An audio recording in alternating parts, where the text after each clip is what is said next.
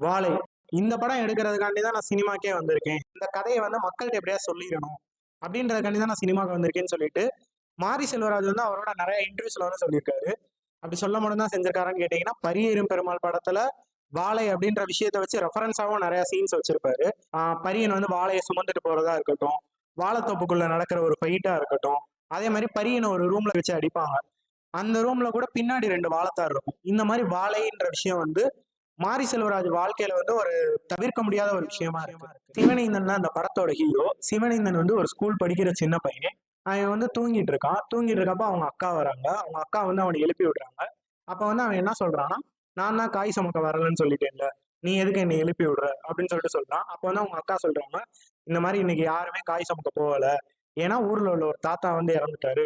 அப்படின்னு சொன்னோனே இவன் வந்து படபடன்னு எந்திரிக்கிறான். அப்படியே ஓடி போறான். பார்த்தா அவங்க அவன் ஃப்ரெண்டு ஒருத்தன் அந்த சாவு வீட்ல வந்து டான்ஸ் ஆடிட்டு இருக்கான். இவனும் அவன் கூட சேர்ந்து ஆடிட்டு இருக்கான். அப்ப வந்து சிவனேந்தன் வந்து என்ன கேட்கறான்னா, "இந்த மாரி நாளைக்கும் யாராவது செத்தா நல்லா இருக்கும்ல."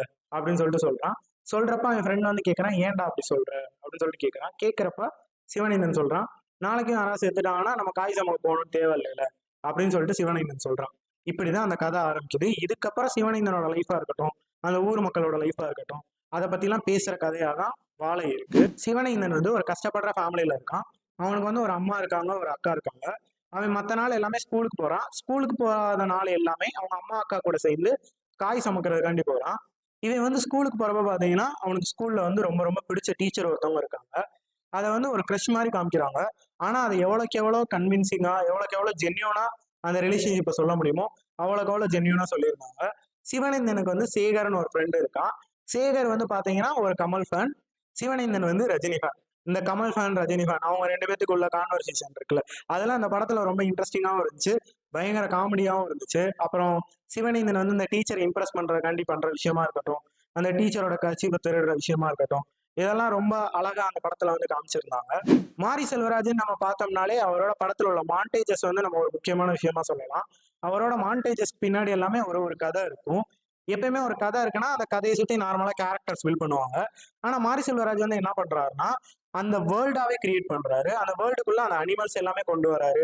ஒரு ரயில் பூச்சிய காமிக்கிறதா இருக்கட்டும், அந்த வீட்ல உள்ள கோழிய காமிக்கிறதா இருக்கட்டும், மாட காமிக்கிறதா இருக்கட்டும், அந்த மாட்டுக்கும் வீட்டுக்கும் உள்ள ரிலேஷன்ஷிப்ப காமிக்கிறதா இருக்கட்டும். இந்த மாரி அழகா அந்த மான்டேஜஸ்லயே அந்த கதை எல்லாமே அவர் சொல்றாரு. இந்த படத்துல இன்னும் ஒரு முக்கியமான ஆஸ்பெக்ட் நம்ம எத சொல்லலாம்னா, மியூசிக்க சொல்லலாம். இந்த படத்துல உள்ள எமோஷன்ஸ் எல்லாமே ஆடியன்ஸ்க்கு இன்னும் ஒரு டபுள் மடங்கா ஃபீல் பண்ண வைக்கிறது வந்து சந்தோஷ் நாராயணனோட மியூசிக்ன்னு சொல்லலாம். அந்த மியூசிக் எல்லாமே ரொம்ப ரெஃப்ரெஷிங்காவும் இருந்துச்சு. எஸ்பெஷலி சொல்லணும்னா, அந்த டீச்சருக்கும், அந்த பையனுக்கும் உள்ள அந்த ஒரு சாங்கா இருக்கட்டும், கடைசியில வர ஒரு சாங்கா இருக்கட்டும், ரொம்ப இம்பாக்ட்ஃபுல்லா இருந்துச்சு. இப்படியே படம் வந்து ஒரு மாரி ரொம்ப ஃபீல் குட்டா போய்க்கிட்டே இருக்கிறப்ப தான் எனக்கு தோணுச்சு, இப்போ ஒரு குழந்தை இருக்கு. அந்த குழந்தைக்கு வந்து நம்ம ஒரு கசப்பான மருந்த குடுக்கணும். அப்பனா வந்து நார்மலா கசப்பான மருந்த குடுத்தா கண்டிப்பா அந்த குழந்தை சாப்பிடவே சாப்பிடாது. அப்ப வந்து என்ன பண்ணுவாங்கன்னா, அந்த குழந்தைக்கு வந்து சீனி இல்ல ஏதாச்சும் ஒரு இனிப்ப குடுப்பாங்க. இனிப்ப குடுத்துட்டு, அதுக்கப்புறம் தான் அந்த கசப்பான மருந்து குடுப்பாங்க. அதே மாரி தான் இந்த கதையும் அப்படின்றது எனக்கு அப்புறம் தான் தெரிய வந்துச்சு.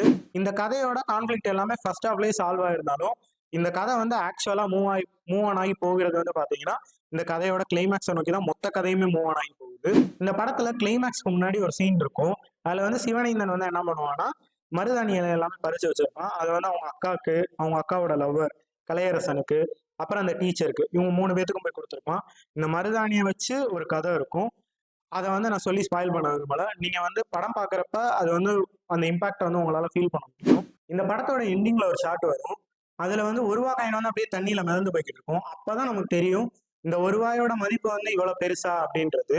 ஆ இதுக்கு முன்னாடி வந்து நம்ம வாழை வாங்கியிருப்போம், யூஸ் பண்ணியிருப்போம், அத கடந்து போயிருப்போம். ஆனா, அதுக்கு பின்னாடி இவ்வளோ பெரிய ஒரு வாழ்க்கை இருக்கு. இவ்வளோ பெரிய ஒரு வலி இருக்கு, வறுமை இருக்கு, ஒரு காதல் இருக்கு.